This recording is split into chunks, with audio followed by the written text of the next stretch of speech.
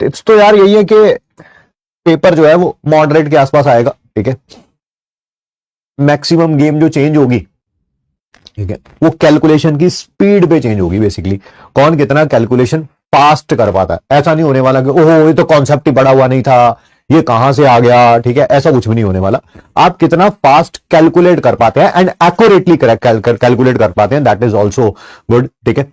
And जैसे मान लेते हैं, है ना, अप्रोक्सीमेटली मान लेते हैं कि 10 क्वेश्चन आए हैं, है ना, 25 में से बात कर रहा हूं मैं, अप्रोक्सीमेटली 10 क्वेश्चन आए हैं, 10 में से 7-8 में कैलकुलेशन इन्वॉल्व होगी, 2 या 3 में कैलकुलेशन इन्वॉल्व नहीं होगी, theory based conceptual based question होंगे, ठीक है। एंड 7-8 जो क्वेश्चन आएंगे, मान लेते हैं 8 क्वेश्चन आए हैं, अगर मैं 8 क्वेश्चन मान रहा हूं जिनमें न्यूमेरिकल की कैलकुलेशन इन्वॉल्व है, उनमें से 7 में कैलकुलेशन जो होगी वो काफी आसान होगी, या तो 8 में ही आसान होगी या 7 में कैलकुलेशन बहुत आसान होगी। तो गेम चेंज कहां पे होगी, गेम चेंज होगी वो जो 7 क्वेश्चन है, कैलकुलेशन आसान ही है उसमें, लाइक 242 को पहले 365 से मल्टीप्लाई करना है, फिर उसके बाद जो आंसर आएगा उसको 12 से डिवाइड करना है, ठीक है। कैलकुलेशन आसान ही होगी, ऐसी कैलकुलेशन ही होगी, बट उसको कितना फास्ट कर पाते हैं आप, कितना टाइम बचा पाते हैं आप, ठीक है, गेम इस पे चेंज होगा, ठीक है। एंड सेकंड, जिसमें कैलकुलेशन टफ है, ऑब्वियसली उसमें टाइम ज्यादा लगेगा, सारी दुनिया का ज्यादा टाइम लगेगा, ठीक है। तो उस क्वेश्चन को आप बाद में अटेम्प्ट करने के लिए रखिए, पहले फिजिक्स, अपना केमिस्ट्री, फिजिक्स, मैथ्स तीनों कंप्लीट करिए, उसके बाद उस क्वेश्चन को करिए। क्योंकि अगर 5-7 मिनट लगाने के बाद भी अगर उस क्वेश्चन को सॉल्व कर लिया, वो मेरे ख्याल से केमिस्ट्री के 4 नंबर आपके बढ़े नहीं है, आपके फिजिक्स या मैथ के किसी के 8 या 12 नंबर कम हो गए, ठीक है। जितना आपको पढ़ाया गया है that is more than enough, more than enough. कुछ भी उससे अलग आने वाला है ही नहीं, बस कंडीशन ही है कि आप उसको रिवाइज करके गए हैं कि नहीं गए हैं। मैं फिर भी आपको कुछ जो है वो कुछ सिंपल टॉपिक्स बता देता हूं जिनमें से मैक्सिमम क्वेश्चन आने के चांसेस रहेंगे। Some basic concepts of chemistry में से 2 टॉपिक हैं, एक है limiting reagent, and obviously limiting reagent based है, that is on mole concept. इसमें से क्वेश्चंस आने के चांसेस सबसे ज्यादा रहेंगे।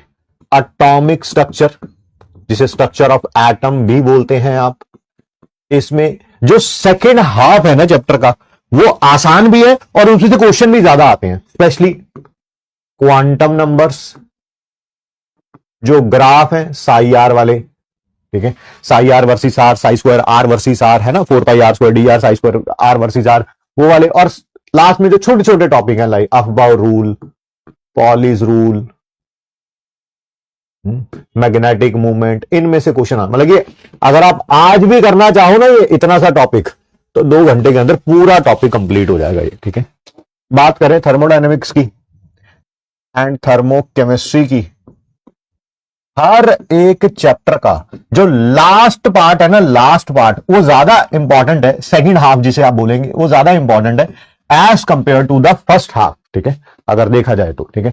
इसमें हेसिस लॉ में हमने पढ़ा था टाइप्स ऑफ एंथैल्पीज, पढ़ी हमने, enthalpy of formation, enthalpy of combustion, साथ में ये 3 स्टेट फंक्शंस एच, एस और जी। जो शुरू वाला पार्ट है फर्स्ट लॉ वाला, वो थोड़ा सा रिलेटिवली कम इंपॉर्टेंट है, ठीक है।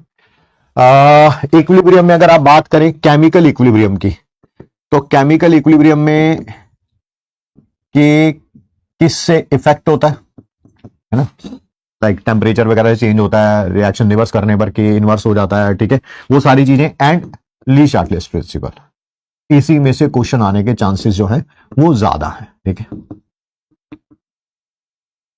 अगर आप आयनिक इक्विलिब्रियम की बात करें तो solubility product and simple pH calculation पे कोई ना कोई क्वेश्चन आ सकता है। अब वो simple pH calculation strong acid की भी हो सकती है, स्ट्रॉन्ग बेस की भी हो सकती है, वीक एसिड, मतलब उसके ऊपर कोई ना कोई क्वेश्चन आ सकता है सिंपल पीएच कैलकुलेशन पे।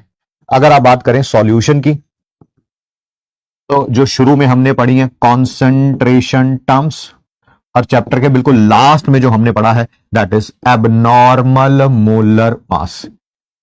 ये 2 टॉपिक जो है वो बहुत ज्यादा इंपॉर्टेंट है। इलेक्ट्रोकेमिस्ट्री की बात करें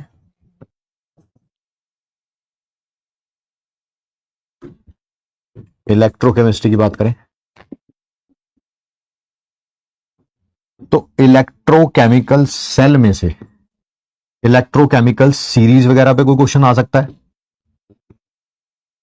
उसकी एप्लीकेशन से किसका ऑक्सीडेशन होगा, किसका रिडक्शन होगा, कौन स्ट्रॉन्गर ऑक्सीडाइजिंग एजेंट होगा, something like that. Nernst equation and electrolysis में से अगर आप केमिकल काइनेटिक्स की बात करें, जिसके बारे में आज हमें डिस्कस भी करना है, तो मैक्सिमम प्रोबेबिलिटी है फर्स्ट ऑर्डर रिएक्शन में से क्वेश्चन पूछे जाने की एंड आर्नियस इक्वेशन में से क्वेश्चन पूछे जाने की। आर्नियस इक्वेशन में से क्वेश्चन, ठीक है।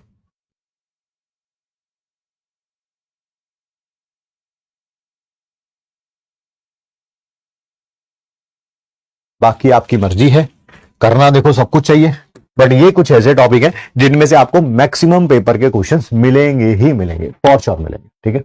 जितना पढ़ रखा है बस उसको रिवाइज करके चले जाइए, पेपर उसी में से आएगा। कोई एक आध क्वेश्चन में कैलकुलेशन मुश्किल लगे, कॉन्सेप्ट आपको मुश्किल नहीं लगेगा, कैलकुलेशन मुश्किल लगे तो उसको फिजिक्स केमिस्ट्री मैथ के बाद दोबारा अटेम्प्ट करिएगा। ऐसा ही फिजिक्स और मैथ में भी करिएगा। अगर कोई क्वेश्चन बहुत ज्यादा मुश्किल लग रहा है, पता चले जी 5-7 मिनट हो गए और क्वेश्चन का सॉल्यूशन ही नहीं आ रहा, भाई उसको छोड़ के सबसे पहले जो आसान क्वेश्चंस आए हैं उनको करेक्ट करना जरूरी है, ठीक है। फिर मॉडरेट और टफ वालों को करना जरूरी है, ठीक है।